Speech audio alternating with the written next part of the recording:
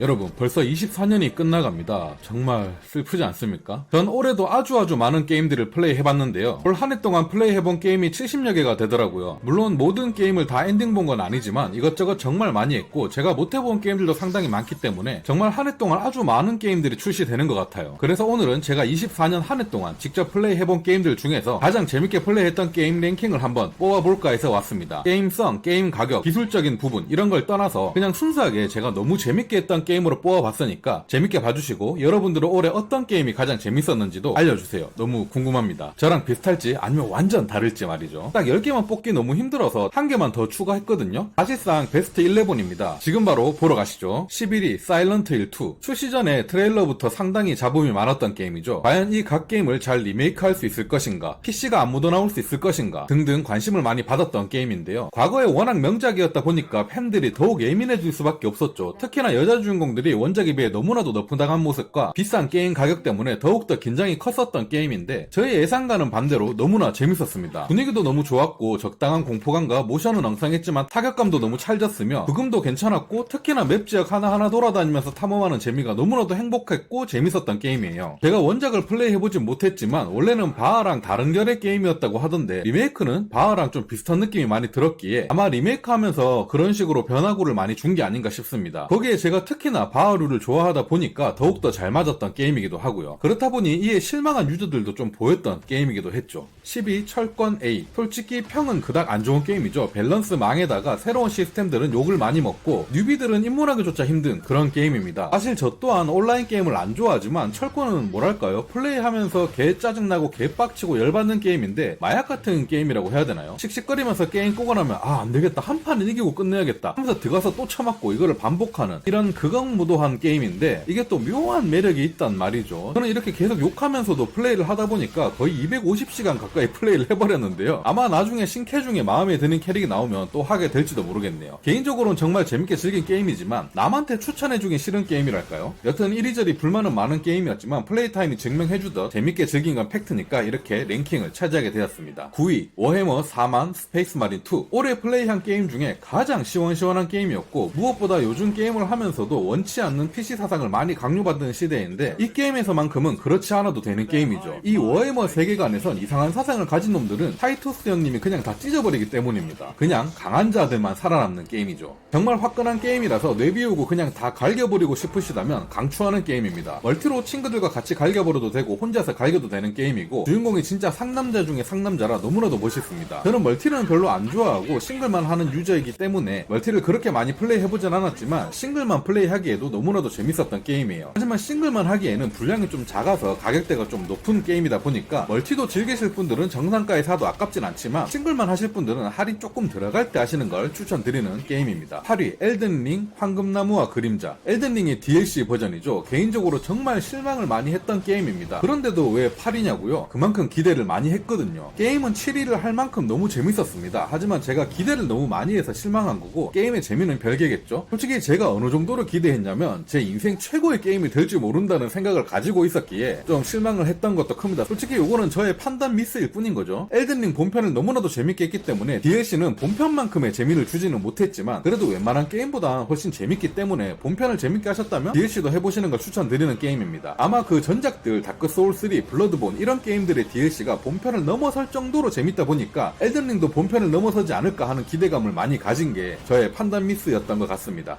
그리고 엘든링 본편에 비해서 DLC가 엄청나게 어렵기 때문에 각오 단단히 하고 들어가시는 걸 추천드립니다. 7위 그랑블루 판타지 리링크. 7위부터는 정말 확 재밌어지는 게임들입니다. 정말 여기서부터는 순위 정하기가 너무나도 어려웠는데요. 이게 진짜 기대를 그닥 안 했던 게임이라 구매를 할까 말까 고민했었던 게임인데 진짜 충격적으로 재밌어서 푹 빠져서 했던 게임입니다. 싱글 스토리 플레이 타임은 아주 짧은 편인데 엔딩 이후부터 본격적인 게임의 시작이라고 해도 될 정도로 컨텐츠들이 다양하고 너무 재밌는 요소들도 많아요. 엔딩 이후에도 싱글로만 쭉 플레이하셔도 아무 문제 없고요. 그래픽만 보면 JRPG 느낌이 강하지만 플레이를 좀 해보시면 좀 라이트한 모넌 느낌도 있는 게임이라서 캐릭터들 육성시키는 맛과 전투가 너무 맛깔나는 게임이고 취향만 잘 맞으신다면 당분간 푹 빠져서 할 수 있는 게임이라고 생각합니다. 캐릭터들도 다 너무 귀엽고 각자의 스킬들도 다양하고 개성적이라서 한 캐릭 한 캐릭 키우는 재미가 좋기 때문에 플레이 타임을 엄청 길게 가져갈 수도 있는 게임입니다. 제가 플레이할 때는 멀티가 거의 안 되는 수준이었는데 지금도 그럴지 모르겠습니다. 전 그냥 쭉 싱글로만 플레이했는데도 불구하고 너무나도 재밌게 즐긴 게임이에요. 6위 파이널 판타지 7 리버스. 호불호가 좀 있는 게임이긴 하죠. 전 오픈월드 게임을 별로 안 좋아하는데 이 게임은 진짜 어쌔신 크리드 오디세이와 더불어서 살면서 해본 오픈월드 게임 중에 손에 꼽힐 정도로 재밌게 했던 게임이 아닌가 싶습니다. 여자 주인공도 전부 다 너무나도 이쁘고 귀엽고 스토리도 재밌고 전투도 재밌고 몰입감도 너무나도 좋았다. 정말 그야말로 행복했던 게임입니다. 다만 주인공 클라우드의 헤어스타일은 정말 항마력이 많이 필요하기 때문에 이거 하나만큼은 각오하고 플레이하셔야 하고요. 그리고 중간중간 미니게임들도 많아서 이 부분에서도 좀 호불호가 있었던 것 같긴 해요. 하지만 저에게는 가장 재밌는 오픈월드 게임 중 하나였고 다음 마지막 편도 너무나도 기다려지는 게임이 아닐까 싶습니다. 플스가 없으신 분들은 나중에 PC판 나오면 더욱더 좋은 환경에서 플레이해보시길 강력 추천드리는 게임입니다. 5위 스텔라 블레이드. 올해 국내에서는 가장 핫했던 게임이 아닐까 싶습니다. 국내 게임 시상식에서 대상을 못 받은 게 아주 안타깝긴 하지만 저에게 있어선 정말 갓게임이라고 생각하고 제 기준에선 국내 게임에선 압도적 대상이라고 생각하니까 자부심을 가지셨으면 좋겠습니다. 사실 요즘 국내 게임들의 성과가 그렇게 좋지 않았다 보니까 스텔라 블레이드에 대한 불신도 솔직히 좀 있었거든요. 하지만 진짜 생각했던 거랑 다르게 너무나도 재밌어서 놀랐던 게임이에요. 깔끔한 그래픽, 정말 너무 재밌는 전투, 거기에 진짜 좋았던, 기억에 남을 만큼 좋았던 브금, 전부 다 인상적이었습니다. 스토리가 별로라는 평도 있었지만 다른 것들에 비해서 좀 가려졌을 뿐 24년도에 나온 게임들 중에서 스토리가 손에 꼽히게 좋은 편이에요. 이 정도면 솔직히 올해 나온 게임 중에서 스텔라보다 스토리 좋은 거 몇 개 되나요? 전 몇 개 안 된다고 생각하거든요. 진짜 보시면 스토리도 좋은 게임입니다. DLC도 정말 기다려지는 게임이고요. 타키랑 레이븐 스토리 언젠간 나와주길 바라면서 이 갓게임은 여러분들 모두에게 추천드립니다. 4위 더 라이즈 오브 골든 아이돌. 좀 생소한 게임이죠. 인디 게임이긴 한데 저에게 이 게임은 웬만한 트리플 A급 게임보다 훨씬 재밌었습니다. 혹시나 이 영상을 보시고 플레이 해보실 분들은 더 케이스 오브 골든 아이돌 요거부터 먼저 플레이 하시고 라이즈 오브를 하세요. 세계관이 연결되어 있기에 같이 하시면 더욱더 재밌습니다. 여튼 2편부터는 난이도가 훨씬 더 어려워져서 고생했지만 그래도 추리를 다 풀어냈을 때의 쾌감과 정말 너무나도 흥미진진하고 좋은 스토리, 특히나 스토리가 정말 일품이거든요. 그리고 주인공이 추리를 푸는 걸 구경하는 게 아닌 내가 직접 모든 추리에 관여하고 내가 전부 다 해결해야 되기 때문에 정말 추리의 맛을 제대로 느낄 수 있는 게임이라서 이건 제 기준 갓게임이 아니라 인생 게임으로 꼽아도 될 정도로 멋진 게임이라고 생각합니다. 개인적으로 다키스트 던전과 더불어서 최고의 인디 게임 중 하나가 아닐까 싶습니다. 여튼 추리 좋아하시는 분들은 무조건 강추드립니다. 3위 검은 신화 50. 사실 스텔라 블레이드도 너무 재밌게 했고 50도 너무 재밌게 해서 둘 중에 무엇을 더 높은 순위로 가져가 볼까 많은 고민을 하기도 했습니다. 아까도 말씀드렸듯이 7위부터는 전부 다 너무 재밌어서 순위 정하기가 쉽지 않았어요. 하지만 검은 신화 50 정말 게임 속에 빠져들게 하는 마력이 있는 게임이고 소울류 장르이다 보니까 어렵고 힘든 시기도 있었지만 누구나 쉽게 즐길 수 있게 흘러가는 서유기 스토리에 그리고 말도 안 되게 어렵지도 않고 그리고 숨겨져 있는 아이템을 잘 활용하면 쉽게 좀 풀어나가는 방법도 있기 때문에 너무나 노로 찾아가는 모험도 너무 재밌었고 서유기 스토리를 이해하는데 어렵지 않게끔 또 잘 풀어져 있었고 중간중간 챕터 끝날 때마다 나오는 애니메이션은 정말 모니터 앞에서 혼자서 와 라는 감탄사가 나올 정도로 대단하다고 밖에 설명을 할 수 없는 게임이었습니다. 진짜 이 게임을 해보면서 느낀 소감은 이런 게임을 할 수 있게 되어서 영광이었다 라고 느꼈을 정도로 너무나도 푹 빠져서 했고 감동적인 게임이었습니다. 앞으로 이 제작사들이 게임을 기대할 수밖에 없게 되는 그런 게임이 아닌가 싶어요. 하지만 장르 자체가 호불호가 많이 갈리는 장르라서 쉽사리 추천드리긴 힘들 수 있겠지만 조심스럽게 이번 기회에 소울 장르에 한번 입문해보라고 추천드려보고 싶은 게임입니다. 2위 유니콘 오버로드. 예술적인 스토리로는 황금 우상보다는 조금 밀린다고 생각하고 게임 자체의 퀄리티적인 면으로서는 검은 신화 50보다 조금 밀린다고 생각하지만 그냥 저는 올해 이 게임에 가장 푹 빠졌습니다. 리메이크된 게임도 아니고 완전 24년도에 처음 태어난 신작인데도 불구하고 이상하게 저의 어릴 적 감성을 툭툭 건드렸다고 해야 될까요? 그래픽, 버금, 게임 조작, 게임 스타일 전부 신작 느낌이 물씬 나면서도 고전 향수를 같이 느낄 수 있는 이게 설명하긴 좀 애매한데 정말 이 두 가지 기본을 다 잡은 게임이라고 생각합니다. 다회차 요소가 없는 게 좀 흠이라면 흠이지만 정말 임팩트 있게 아주 재밌게 즐겼던 게임이고요. 정말 안타깝게 PC 버전 출시를 안 할 게임이고 이 제작사의 여태 작품이나 성향을 봤을 때 PC 버전으로 안 나올 것 같은 게임이긴 해서 너무나도 이게 좀 많이 아쉽긴 하지만 그래도 정말 언젠가 이 게임이 PC 버전으로 꼭 나와서 제가 재밌게 느낀 이 기분을 많은 분들도 같이 해보셨으면 좋겠습니다. 대망의 1위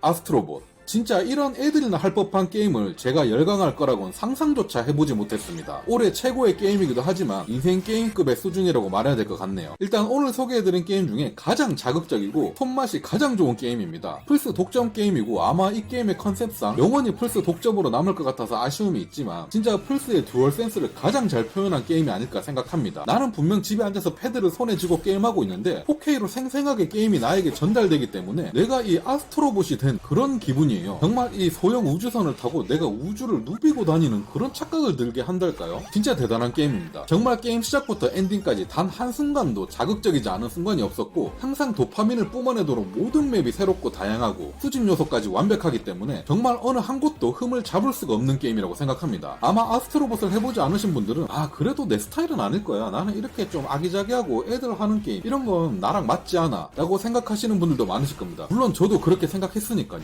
제가 이 게임을 처음에 왜 했냐면 예약 구매를 하지 않았어요. 할 생각이 없어서. 근데 리뷰어들을 보니까 너무 하나같이 다 물고 빠는 거예요. 그래서 저는 구매를 했습니다. 왜냐? 구매한 다음에 남들은 다 물고 빨지만 이거 솔직히 애들이나 하는 게임 맞습니다. 제가 하니까 너무나도 유치했어요. 유치한 거 싫어하시는 분들은 이거 못합니다 라고 리뷰하려고 이 게임을 샀거든요. 근데 저도 하루 종일 물고 빨고 있는 그런 게임입니다. 어느 정도인지 아시겠죠? 그리고 이 게임을 해보신 분들은 제가 왜 이렇게 물고 빠는 건지 인정하실 거라고 생각합니다. 저도 이런 귀요미들이 나와서 깔짝거리는 게임 싫어하거든요. 마리오 시리즈, 별의 컵이 이런 거 다 싫어하는 사람이에요. 그런데도 아스트로봇은 정말 화끈하고 자극적이며 행복했던 게임이라고 생각합니다. 정말 오락이라는 거 그 자체라고 생각되는 그런 게임입니다. 진짜 저에게는 올해 최고의 게임이었다고 생각됩니다. 이렇게 해서 요데지가 24년 가장 재밌게 했던 10가지를 알아봤습니다. 11가지죠. 사실 아까도 말했듯이 1위부터 7위까지 우열을 가리기 힘들 정도로 전부 다 대단하고 재밌는 게임들이었기 때문에 여러분들에게도 전부 다 추천드리는 게임이고요. 그 외로 안타깝게 순위에 못 들어온 게임들은 발라트로랑 스테퍼 리본입니다. 스테퍼 리본은 스테퍼 케이스라는 23년도 작품의 스핀오프 작품인데 국산 출입 게임이에요. 발라트로는 로그라이크 카드 게임입니다. 포코 족보만 안다면 간단하게 즐길 수 있는 게임이고 레트로한 느낌을 상당히 잘 넣어놨기 때문에 그냥 가볍게 즐기기 좋은 게임이라서 아무 생각 없이 한 번씩 켜서 한두 판 툭툭 해도 정말 재밌는 게임이에요. 특히나 요거는 닌텐도 버전도 있어서 닌텐도로 하기에 진짜 괜찮은 게임이다. 그냥 가만 누워있다가 켜서 그냥 한두 판 했다가 그냥 끄고 그냥 이렇게만 즐겨도 되는 게임이라서 너무나도 좋은 게임이라서 올해의 갓게임 중에 하나라고 생각합니다. 이 외에도 많은 게임 후보들이 있었지만 어렵게 이렇게 골라봤습니다. 여러분들은 올해 해본 게임 중에 어떤 게임이 여러분을 가장 행복하게 만들어 주었나요? 궁금합니다.